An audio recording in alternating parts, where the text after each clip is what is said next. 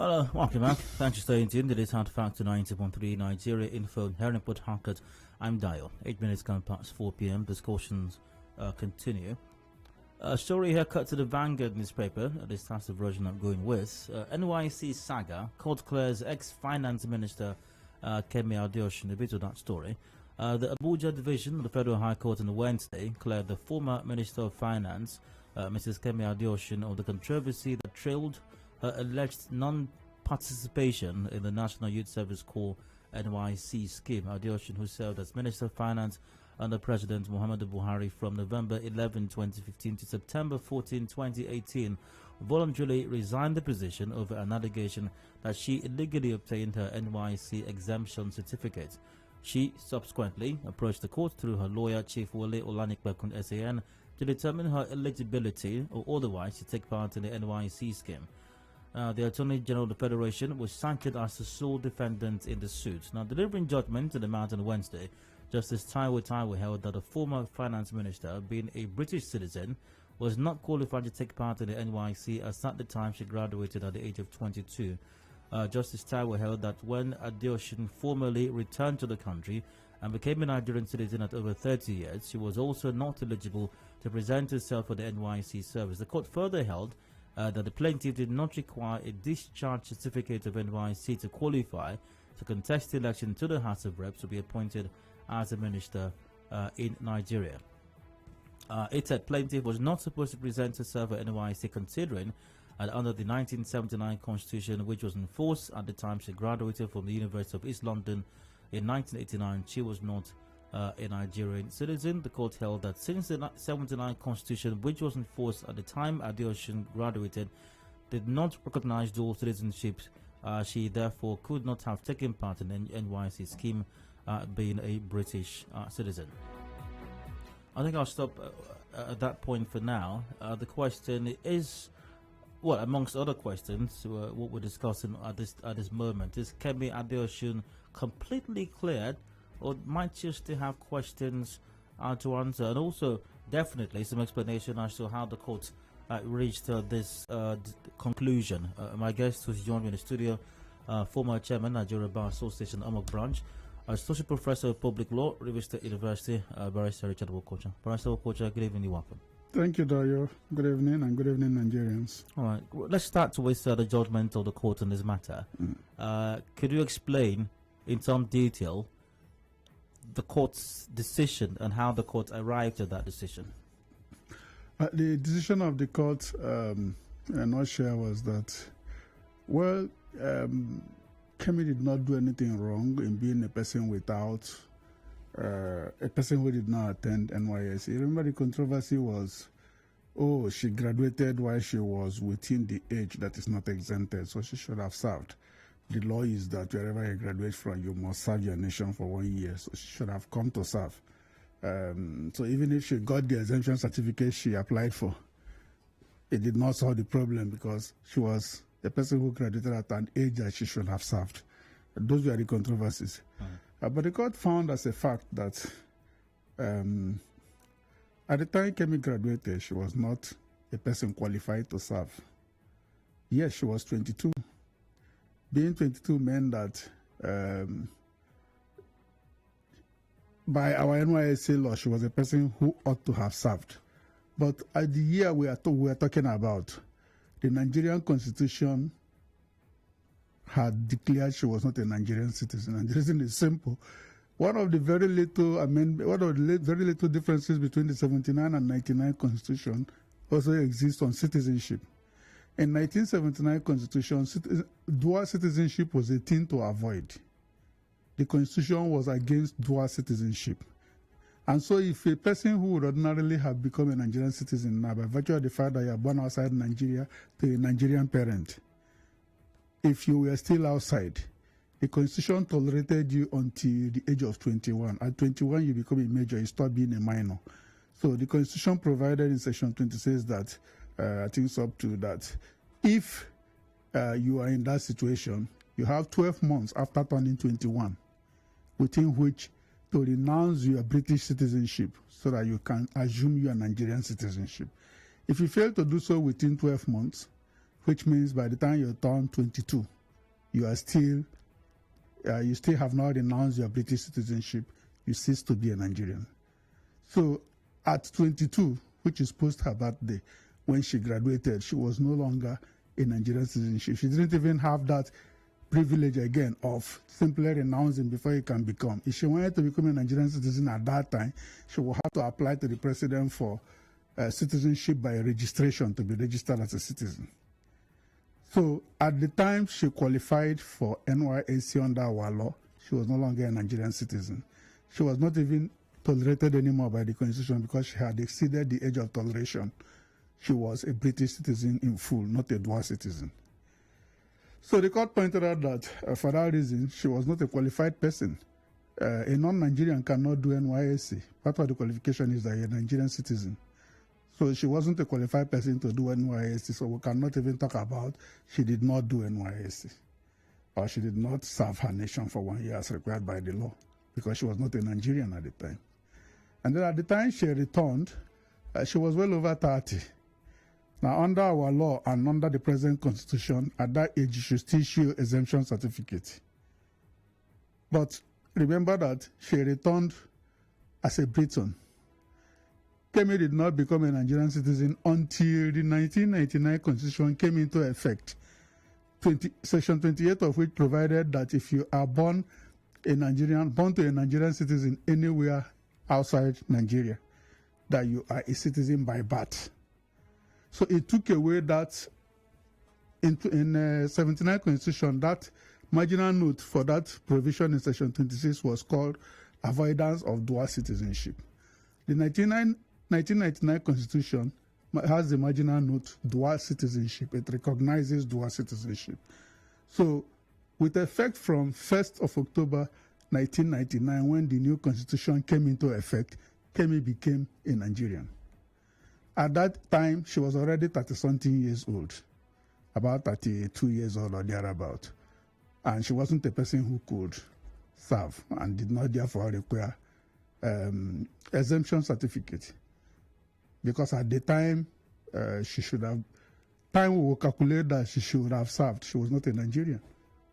So that was the decision, the finding of the court, or based on the facts that emerged, that you cannot hold her for not serving when she qualified to serve, because at that time she was fully a British citizen and was not a Nigerian citizen. And at the time the Nigerian Constitution conferred citizenship on her, she was also beyond the age of service. Now, if it is this straightforward and somewhat simple, I dare say, how come the presidency or the government did not realize this when the whole drama was playing out regarding whether or not she served or did not serve? How come the presidency did not realize this and possibly even make an effort to explain this to Nigerians and retain her service as finance minister? That is on one hand. Talking about the presidency is even going far. Did her team even raise this argument at that? I am sure they realized this well after she had resigned, because this argument never came up. We even discussed this matter here. I also did not avert my mind to it. All we are doing was looking at the current Nigerian constitution and trying to place the status of a Nigerian who finished school at the time she finished. We did not avert our mind to the fact that the 1979 constitution had a different thing concerning dual citizenship. She was a disqualified person to serve because she was not a Nigerian citizen. So not only the Nigerian government, it means, yes, the presidency or the Nigerian federal government did not avert its mind to this, but even Kemi and her own team did not also avert their mind to this. This must have been realized after her resignation. Otherwise, she should have put up that argument, and people arguing for her would have put up that argument, but nobody did. So it must have been on coming to that realization that, look, why didn't we say this thing?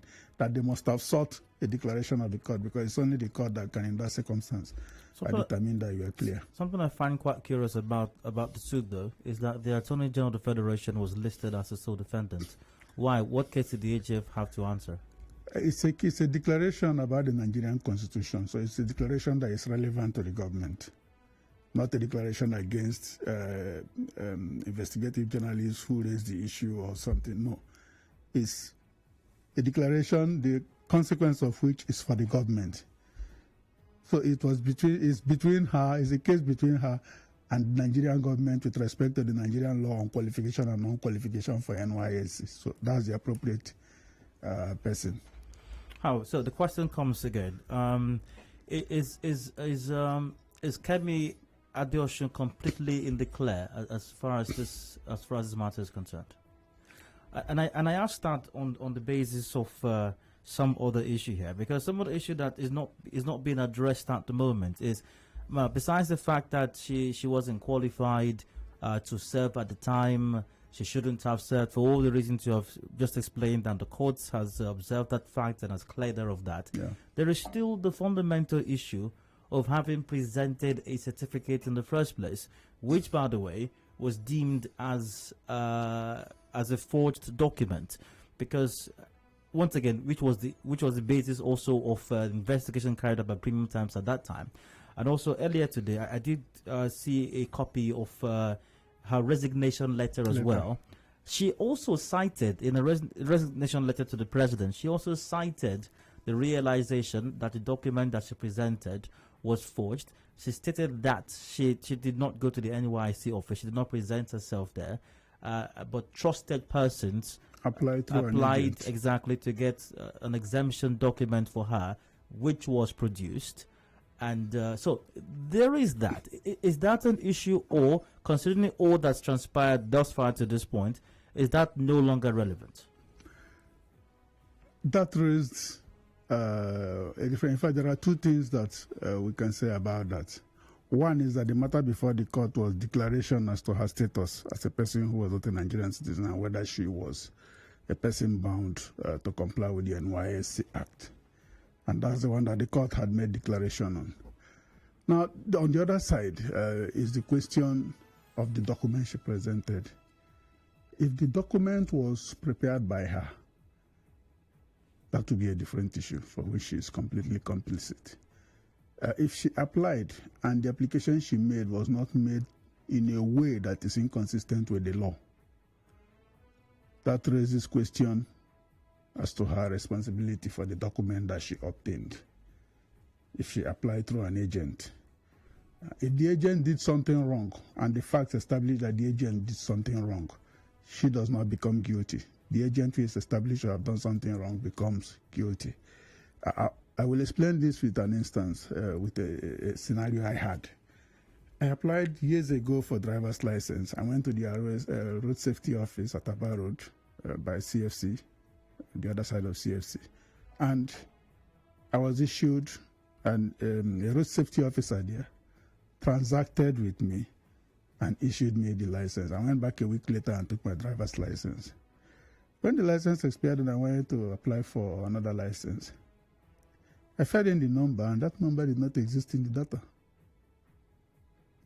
It meant possibly that the gentleman I met in the road safety office and gave my data, sat there and asked me to come back in a week's time, possibly did something for me, possibly took the money, and possibly designed something for me, which did not carry a genuine number. If you want to default me for presenting a wrong card, you will be correct. But if I establish that, look, I went to road safety, I went through due procedure, and this is what was issued to me. At the point where it's established that this is what was issued to me upon my application, the criminal responsibility leaves me and rests where the default has arisen. So the fact that she presented a certificate which she believed to be true and correct because she applied and a trusted person submitted it for her, and eventually they brought a certificate to her. From the word go, there was no denial of the fact that she applied through an agent. And she submitted the papers through an agent and obtained it through the agent. So it means there was nothing hidden. I believe that the intention, because you have two sides to most of these crimes, there is the fact that you did, and there is the fact that you intended to do. You had the mens rea, criminal mind, or the intention to do that thing falsely. those two things must come together to establish the crime. So, yes, there was document that was not her own.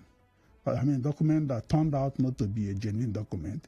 But did she at any time intend to procure a forged document? No, she was qualified. She was a graduate. She was a Nigerian at the time she did that transaction. And I believing that as a person who had left the university, she needed the certificate. And so she made the application. So I think, yes, we can find fault to the fact that a document was presented, but it will be difficult to establish criminal intent on her part to corroborate or to consummate the act into a crime. Now, Kemi Adeosun has released a statement since the court declared that she is not guilty of anything and that has done no wrong. And she's saying that she will take steps, legal steps, to redeem her reputation. What do you think she might mean here? Do you think she might want to go after certain persons, maybe Premium Times? What do you think she means by she will take steps to redeem her reputation? I do not think she can go after Premium Times because if she goes after Premium Times has the defense of truth because the facts that they allege were established. What the court has given us is the legal position of Kemi, and that in the eyes of the law, Kemi was not a person who was supposed to present NYSC discharge certificate because at the time she graduated from school, she was not a Nigerian and was therefore not expected by NYSC Act to serve. And at the time she applied subsequently, she wasn't also a qualified person because she had gone beyond the age of service and so did not require what she applied for. In fact, the court even went further to say that if she had actually obtained the certificate, and she would have violated Nigerian law, because it would mean that a non-qualified person obtained a certificate that is for qualified people. The court even said that. So, with benefit of hindsight, it's like, thank God there was something funny about the procedure, and the certificate she got was not a genuine certificate, because that would have become a crime on her part, that she obtained what she was not qualified to obtain. So, perhaps at best, what she can do is possibly, I don't know what she will want to sue for, but we are certain that if she goes after Premium Times, she won't succeed, because Premium Times report was proved correct. And even now that the court has said this, the court did not say she did not apply through somebody, and the certificate she was given that was procured for her by whoever did was not genuine. No, that was not what the court dealt with. The court dealt with her legal status as a person under the NYSC Act and under Nigerian Constitution, whether she was supposed to present NYSC discharge certificate, and the court said she did not require it.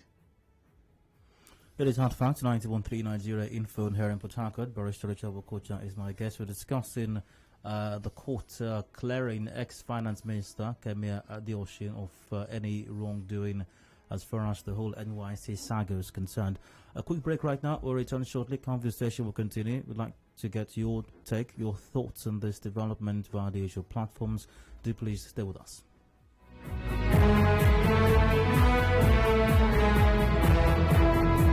Connect with your customers. Advertise on 92.3 Nigeria Info. Visit our downtown office at Shop 9, Mediatrix of All Gracies Plaza, opposite FIRS, Stadium Road, Port Harcourt, and book your commercials. Call 0817 001 8162. That is 0817 001 8162. And let us connect you to your customers. Connect with your customers. Advertise on 92.3 Nigeria Info. Visit our downtown office at Shop 9, Mediatrix of All Gracies Plaza, opposite FIRS, Stadium Road, Port Harcourt, and book your commercials. Call 0817 001 8162. That is 0817 001 8162. And let us connect you to your customers. Connect with your customers. Advertise on 92.3 Nigeria Info. Visit our downtown office at Shop 9, Mediatrix of All Gracies Plaza, opposite FIRS, Stadium Road, Port Harcourt, and book your commercials. Call 0817 001-8162. That is 0817-001-8162. And let us connect you to your customers. Connect with your customers. Advertise on 92.3 Nigeria Info. Visit our downtown office at Shop 9, Mediatrix of All Gracies Plaza, opposite FIRS, Stadium Road, Port Harcourt, and book your commercials. Call 0817-001-8162. That is 0817-001-8162. And let us connect you to your customers. Connect with your customers. Advertise on 92.3 Nigeria Info. Visit our downtown office at Shop 9, Mediatrix of All Gracies Plaza, opposite FIRS, Stadium Road, Port Harcourt, and book your commercials. Call 0817-001-8162. That is 0817-001-8162. And let us connect you to your customers. Connect with your customers. Advertise on 92.3 Nigeria Info. Visit our downtown office at Shop 9, Mediatrix of All Gracies Plaza, opposite FIRS, Stadium Road, Port Harcourt, and book your commercials. Call 0817-001-8162. That is 0817-001-8162. And let us connect you to your news entirely. We give the evidence just to keep you informed. News, weather. I get my information top of the hour every hour. 92.3 Nigeria Info. Information is a two-way thing. Nigeria Info, it's your turn. Let's talk. And now, hard facts. Hard facts with Dayo. Welcome back. It is 4:30 p.m. It's hard facts 90.3 Nigeria Info here in Port Harcourt. I'm Dayo. NYSC Saga court clears ex-finance minister Kemi Adeosun. Lines are open right now. Join the conversation. My guest is still with me in the studio, Barrister Ritchard Wokocha. You're welcome once again. Thank you, Dayo. Numbers to call 0817 93 0002, 0817 93 0003, 0817 93 0007. The numbers to call. We are live on facebook.com/Nigeria Info page. Do leave a comment there as well, or question if you will. Also, you can watch live on youtube.com / just search for Nigeria Info page. WhatsApp is on 0809 030 6416. That's 0809 030 6416.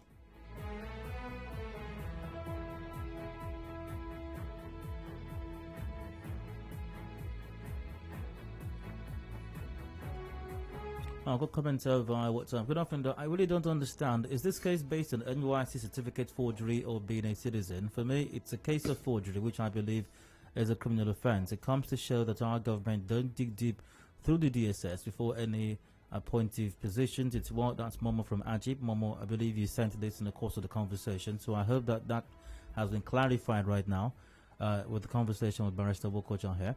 But even down, if according to what you said, if it was this simple, why then the former minister indulged in forgery of the NYSC certificate, whether exemption or not? She is culpable of a case of forgery, which I think has its penalty. That's Patrick from Rumekini. I think that may have been cleared up as well. Ben from Igrut on the line. Ben, you're welcome. Go ahead. Good afternoon, Dayo. All right, go on, please. Let me greet the guest in the studio. Good afternoon, sir. Good afternoon, brother. Yes. The former Minister of Finance was accused of forging an NYSC discharge certificate. And now her excuse was that she paid somebody agent to get the certificate for her. I don't think there's any justification.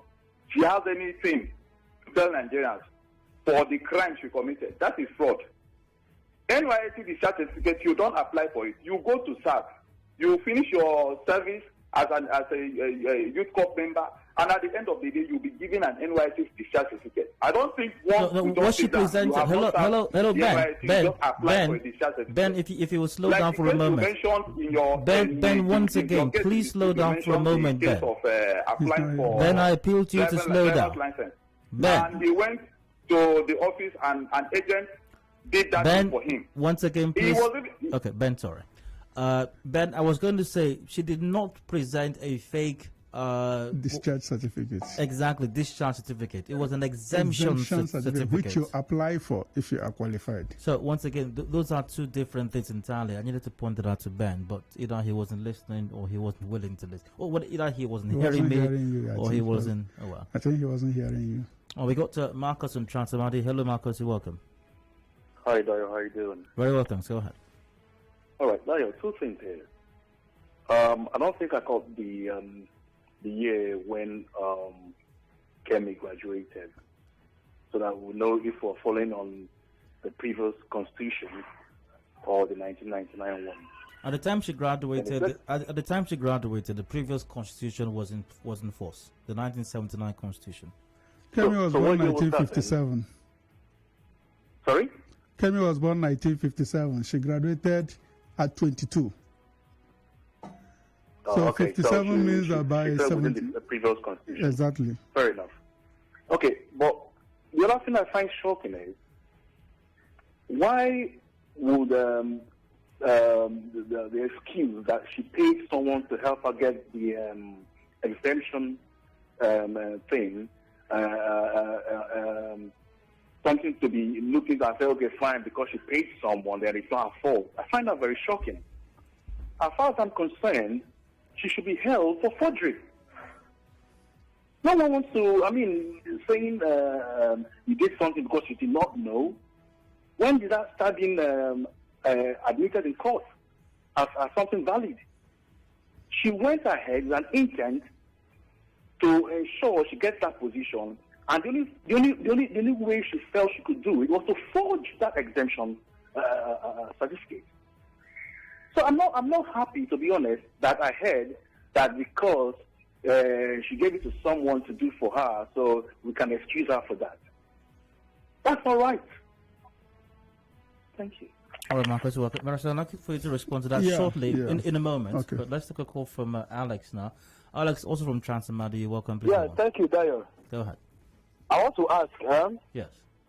We were told that, I think in one phase of the judgment, they said that the NYSC is not required for political position. Am I correct? No, for her to hold political position. Yes, that NYSC is not required. Yes. Okay, if NYSC is not required for her, or is it only for her or for all Nigerians? In the circumstance the court was dealing with, because at the time in question she was not a Nigerian citizen, and at the time the 1999 constitution made her a Nigerian citizen, she was already beyond the age of NYSC, so she wasn't a person who requires it. That's the position of the court. I still don't understand, because in other words, that means, because me speaking to you, I absconded the NYSC. I did not need it, and I would like to contest for a position as a politician, and I want to use this position that NYSC is not needed for a political position. And that is the stand I want to contest for my election. I think you can benefit from it if you can prove that you were not a Nigerian citizen when you qualified for it. Because in her case, she was not a Nigerian citizen at the time she qualified. She was fully a British citizen who had nothing with Nigeria. She wasn't a person qualified to be referred to as a Nigerian citizen. So she wasn't qualified to, even if she applied for NYSC, she would not be taken because she was not a Nigerian citizen at the time. Gabriel from Illinois, you're welcome. Please go on. Hi, Dayo. Good evening. Good evening. Go ahead. Yeah, in that with most of the questions I wanted to ask, but further again, I know there's something like a lot of agency, a lot of trustee, and all of that. That if your agent asks or taking a decision, the president are taking that decision in your interest, and you are responsible for it. The principal is responsible for that. I want to maybe bring something to my share and all that, and then I do whatever I do, take government, and then I contracted an agent That agent, I know by law, is acting on my behalf, and I'm responsible for the action of the agent. His action, whatever, comes back to me as a principal. I don't know if there's something like that, right, sir? All right, very well. Thank you very much. Now, that takes us back to the previous question, yes. The question, I think it was Alex who asked that. So I'd like for you to attend to that now. Yes. Now, the general position is that most crimes require the act of the crime and intention to do the wrong, which means that the act was deliberately done, knowing that it was a wrong thing.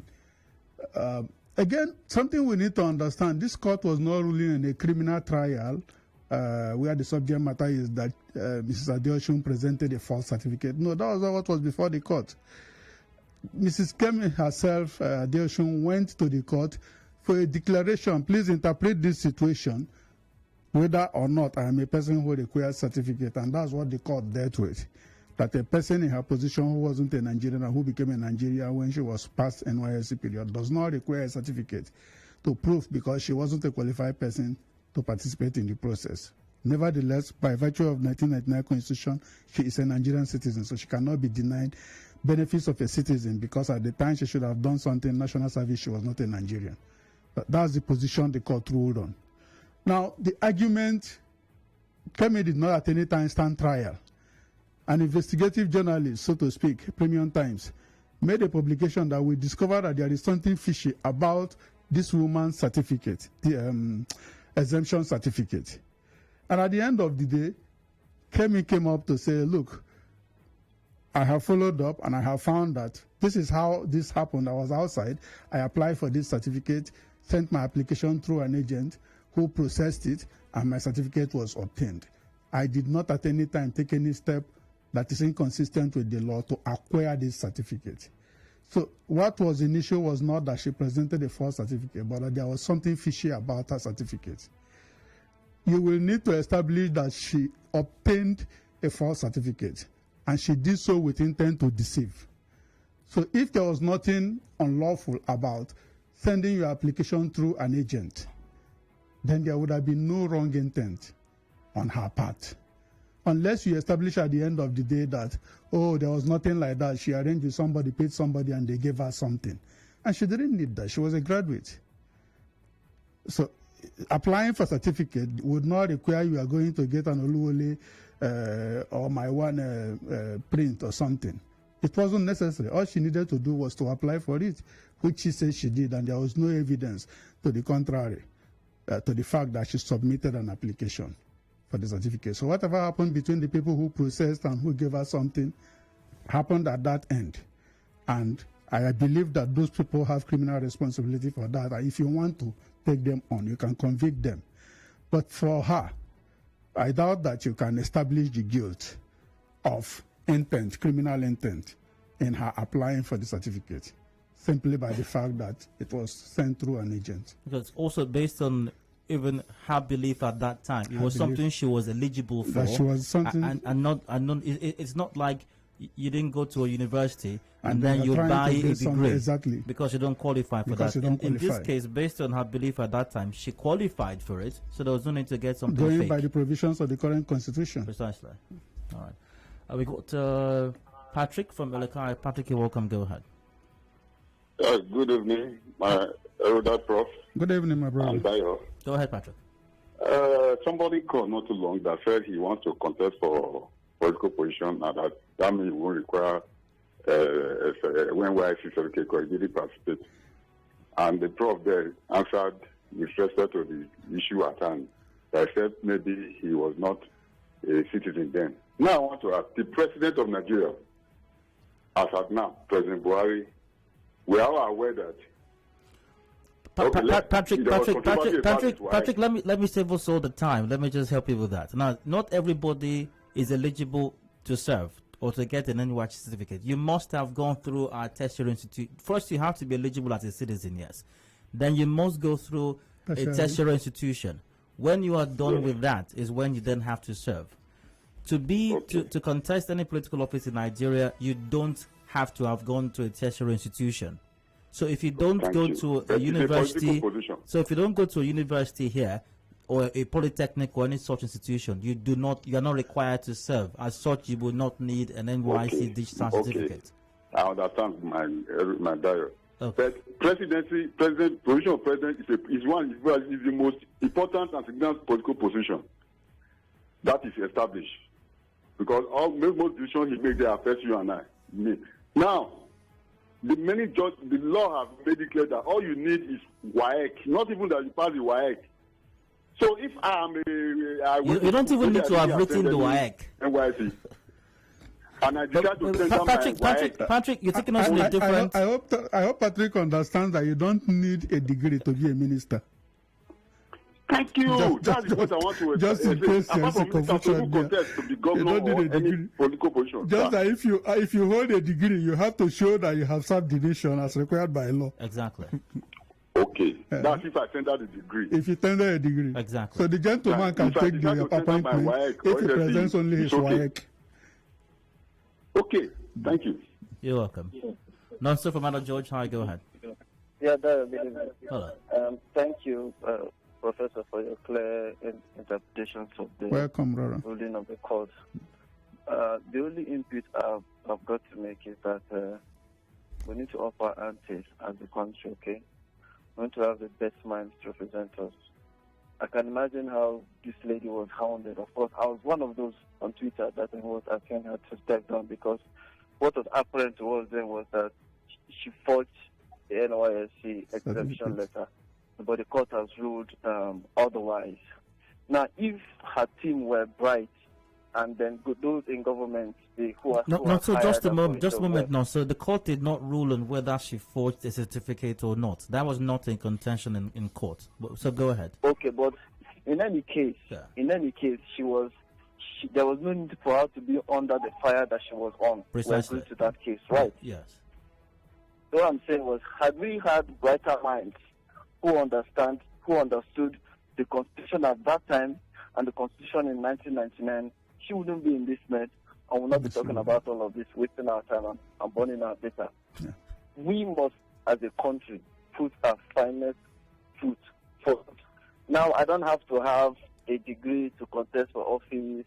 I just need maybe to attempt why I can even fail, and I'm qualified to lead other people who are, of course, more intelligent than I am. There's no way we can compete with other countries. It's not possible. We need to revamp ourselves, and present our best foot forward at every time. Thank you. You're welcome on to via Facebook. Joel goes down. Kemi produced exemption paper, got through a trusted agent, believing it is correct. She resigned, not sacked, based on her integrity. However, our lawyer don't read the Constitution like the Bible. They only read little content whenever they have a case. That's why most of their cases were thrown out anyhow. Some don't even know the court that have jurisdiction until when the judge says so. That's the problem. That's on Joe. Joe, I don't think you're entirely correct with that. Barrister Living Gifton Jamala goes, if the court has cleared that at the moment and less appealed against and the decision upturned, she remains cleared and public opinion is of no relevance. Equally on Facebook goes, hello there. Kemi cannot and should not be blamed for not having averted her mind to the 1979 Constitution as alluded by your guest. Rather, her lawyers should take the blame. This shows the kind of half-baked lawyers we are producing these days. God will save us all. I'm not sure Barrister Wokocha has blamed her. He simply pointed to the fact that herself and her team did not avert their minds to that. Not necessarily, that doesn't mean that he's blaming her. But the fact is that nobody averted their minds to it. Even the government of the day as well. Did not. They would have responded with that. Absolutely. All right, John, please call back if you can. Let's see what's happening via WhatsApp now.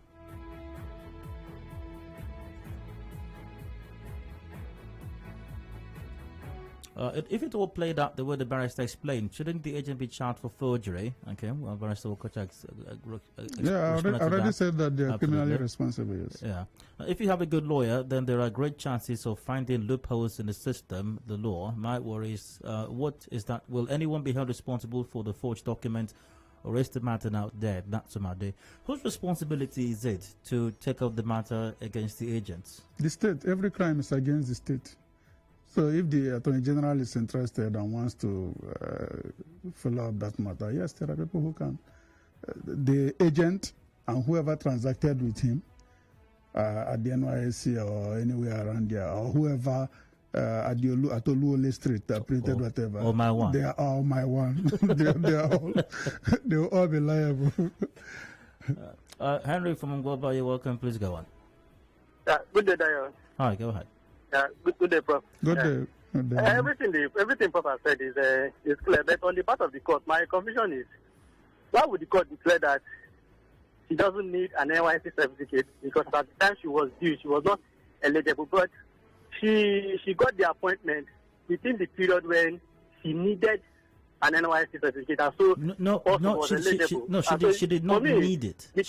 She did not, that's what the court is saying. She did not need it. She thought she needed it, but in the eyes of the law, she actually did not need it. And if she had even gotten an original one, it would have been illegal, and the officials at NYSC might also would be culpable of having given her one that she didn't qualify for. When you're saying she doesn't need it, is it by the 1999 Constitution or the 1979 Constitution? Her qualification was under 1979. So if at the time she qualified, she was not a person who could serve, you can't exempt her from what she wasn't qualified for. She qualified at the time. But exemption could be applied for as it going forward. Even if within this she applied for exemption, this period. And we simply put, at the time when she should have served, she was not a Nigerian citizen. She was not a Nigerian citizen. So she couldn't have served. It was impossible. Even if she applied to serve, she was not a qualified person. Absolutely. So if she could not have served, if she was not qualified to serve, then there's no need to talk about an exemption. An exemption, because she wasn't qualified to serve in the first place. My Lord, please.